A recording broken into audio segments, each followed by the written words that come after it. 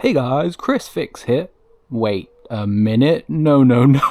I would never dare. Chris Fix is an absolute legend. Some of you guys are mentioning in the comments that these recent videos are making me like Chris Fix. So thank you kindly. That is actually very high praise. How hard can it be to make your car sound really, really good? We're installing an exhaust on this car today, and I'm going to take you through every step of the process, from showing you the exhaust, removing the stock exhaust, installing the new exhaust, the first start, the first POV drive with the in-car audio as it would sound when you're actually driving it, and then as a bonus I've got comparisons of the stock exhaust and the new exhaust for both cold starts and what it sounds like on the road. If this is not your first Mick Drives Cars video, maybe subscribe and leave a like. So this video should be a pretty good one-stop shop if you're considering making your car sound better. A lot of people say this is a fairly easy modification to make. I guess we'll find out. I have a feeling it's not going to be as simple as we're hoping for,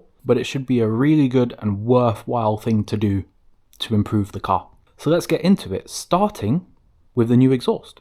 Actually not a sponsored video. I paid my own money for this exhaust, and I've gone with a Malian Performance line exhaust. So Malian are known for really loud exhaust. They made the JDM Cannon, the single exit. They're kind of known for being a bit loud and a bit brash. However, this one is the quietest exhaust they make. It's like being a kid at Christmas. Got to give them a shout out. Again, this is not sponsored, but I ordered this on a Thursday. It was here Friday afternoon. The benefit of Malian, of course, above some of the other like bigger brands, is that this thing was 250 quid.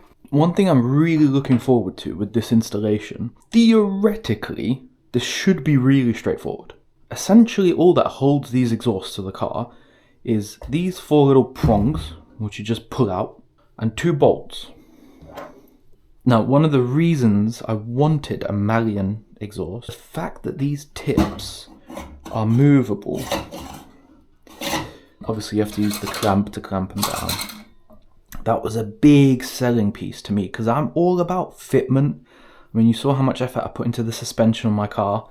I like things to fit really nicely. And if you get these tips that are welded in place, you've got no way to adjust how the exhaust fits. So my logic was that if I get a Malian with the movable tips, it should let me dial in exactly how the exhaust fits. Oh, I'm looking forward to this. This is going to be good. So when you're doing this, you actually only need access to the rear. And the best way to do it is to get little ramps that you drive the car up onto. Small issue, I do not own any ramps. So what I'm going to do is jack the entire car up. But I won't bother you with that this time. It will just get done. This is what my old ride height used to look like. I'm getting pretty good at this now. I did this in about half an hour today. Let's get this stock exhaust off. So I'm under here now. This is the exhaust. These are the rubbers that we're going to have to remove. And you can see how the stock end of the exhaust is kind of domed. So it's really hard to get out of these rubbers. But I have a tool for that. I'll show you in a second. The other bit we're going to need to remove is this connection here. There's no bolt on this side, but there is a bolt on here. I have a feeling this is going to suck more than I'm ready for. WD-40, I think, before we do anything else.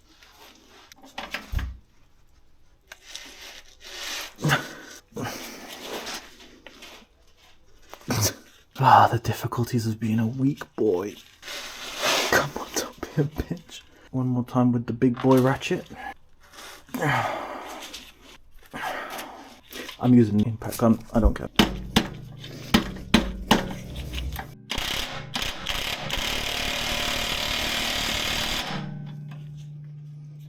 And she's going.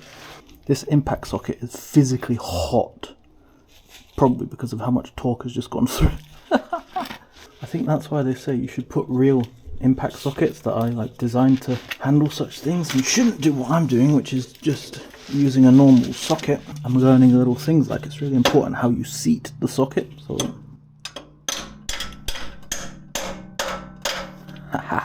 at that. God, my ears are ringing now.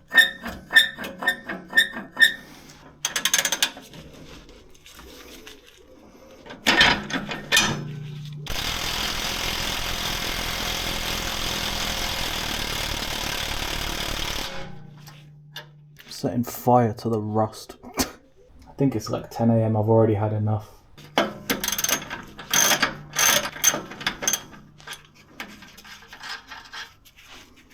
Darn, that is scalding hot. What the hell? I mean, if I didn't have the impact gun, I'd never get this project done. It would be impossible. Look at that. Even with it halfway out, I can't turn it by hand. I know some of you are much stronger boys than I, but... Somebody tell me, should it be smoking like this? Ah, there we go. Oh. We are free. We are done. Now we've got to do the rubbers. Hopefully they're not going to be as painful as this, eh? Now, I was warned that those exhaust rubbers would be an absolute pain. So shout out to my mate. I'll put his Instagram up here for recommending one of these. This is an exhaust hanger removal tool. I have a feeling this is going to really come in clutch when we try and take those apart. Theoretically. Oh yeah.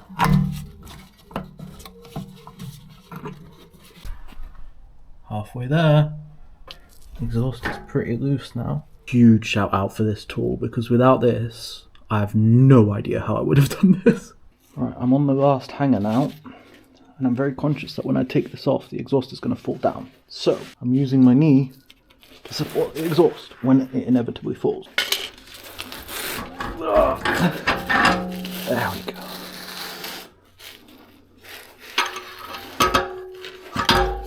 Didn't think I'd be using my knee as a jack today. But we've done it. Success. Quick comparison. Old stock, big, quiet. New, shiny, nice. I'm going to put it on without the tips, and then we'll do the tips at the end, I think. Alright, same problem with the rubbers again, only this time in reverse. I think once we've got the first one in, it should become a lot easier. It's probably much easier if you've got someone helping you. I do not.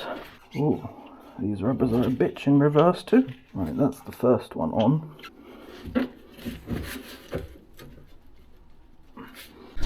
It turns out the secret was lubing them up with some WD-40. Right, with the exhaust in, next mission is to mate this up together. The gasket, which I'm going to put in first.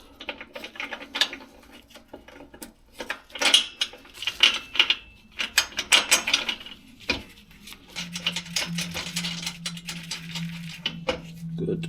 This little gap that we've got in between, I'm going to have to cinch that completely down.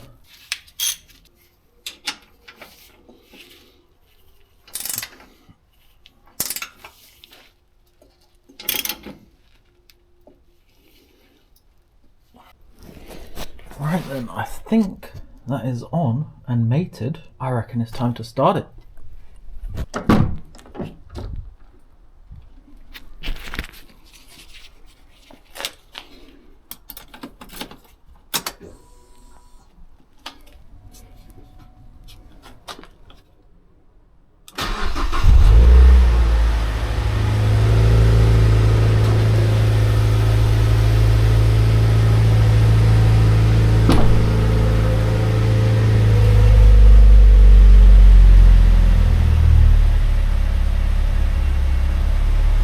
Pretty tasteful, I think. Loosely fitting the pipes now, and I can't quite decide if I want them a bit further out or do I put them slightly further in. No, I think something like this. I think this one's about spot on. Yeah, I think this is about what I want, so you can just see the logo peeking out the side. I can always move them. Don't know if that's slightly too far out. They look pretty good. I might end up moving them back a little bit. I might also mess with the baffles, because right now they don't have baffles in. Get out on the road now, go for a little test drive, see how they sound and decide if we want the baffles or not. But that's it, exhaust installed. looking good. Let's take it for a drive. First impressions, it's not massively louder. There's just a taste of sportiness now, which I really like.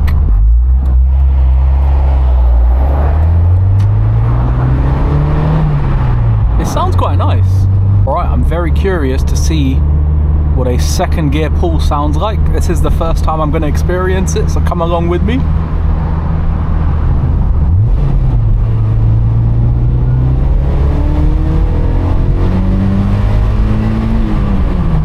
Oh, she's sportier.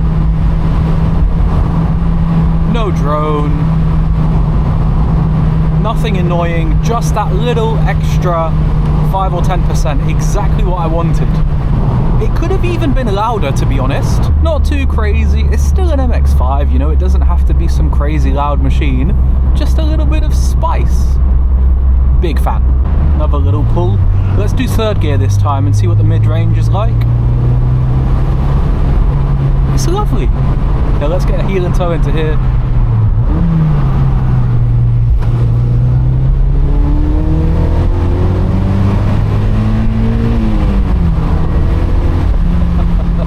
I've got a smile on my face, that's great. And I haven't ruined the car. I was really worried. People have this perception of Malian that it's going to be loud and obnoxious and drony. This is lovely. It's just got a little bit of sauce. The car's found its voice. Even at low revs in 6th gear, there's no drone at all, it's absolutely fine. Didn't need the anti-drone tips. But this goes to show, if you do your research and you get one that's tasteful and is not just going to piss off every neighbour you have and is super loud and obnoxious, if you exercise just a little restraint and don't get the loudest one, you can end up with a car that is a little bit spicy but is still tasteful. I'm really, really happy with what we've done here. So now I'm going to show you the comparisons before and after. First, here is a cold start.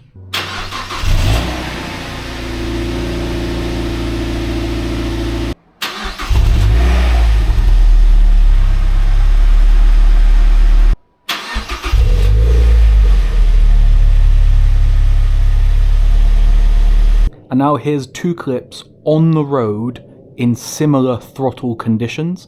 You'll notice the cameras are in different places, but the microphone is in exactly the same place, which is clipped to the rear license plate. The audio should be directly comparable, even though they're filmed from different perspectives.